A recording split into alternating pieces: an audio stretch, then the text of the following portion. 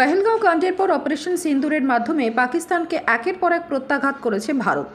ইতিমধ্যেই পাকিস্তানের বেশ কয়েকটি জঙ্গি ঘাঁটি ধ্বংসও করেছে ভারতীয় সেনা। শহীদ হয়েছেন বহু সেনা জওয়ান। আর এই পরিস্থিতিতে রাজনৈতিক মতাদর্শকে দূরে সরিয়ে রেখে জওয়ানদের প্রতি শ্রদ্ধা জানাতে পথে নামল তৃণমূল। উত্তর 24 পরগনা জেলার সদর শহর বারাসাতে শহর তৃণমূল কংগ্রেসের উদ্যোগে একটি পদযাত্রার আয়োজন করা হয়। বারাসাতের হেলাবরতলা থেকেই পদযাত্রা শুরু হয়, শেষ হয় বারাসাতের হরিতলায়। সেখানে একটি পথসভার আয়োজন করেছে তৃণমূল কংগ্রেস।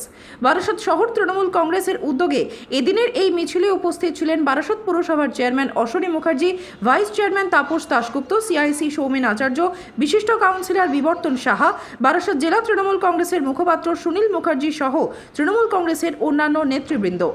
এদিনের এই অনুষ্ঠান নিয়ে বারাসাত পুরসভার চেয়ারম্যান অশ্বনী মুখার্জি জানান, ভারতবর্ষের সার্বভৌমত্ব রক্ষার্থে ভারতবর্ষের জনগণের মতো তৃণমূল কংগ্রেসের প্রত্যেকটা মানুষ একথা বিশ্বাস করে অখণ্ড ভারতবর্ষ, এবং সে ভারতবর্ষ রক্ষার্থে হিন্দু, মুসলমান, খ্রিস্টান, জৈন সবাই মিলে আমরা চাই ভারতবর্ষ সুরক্ষিত থাকুক।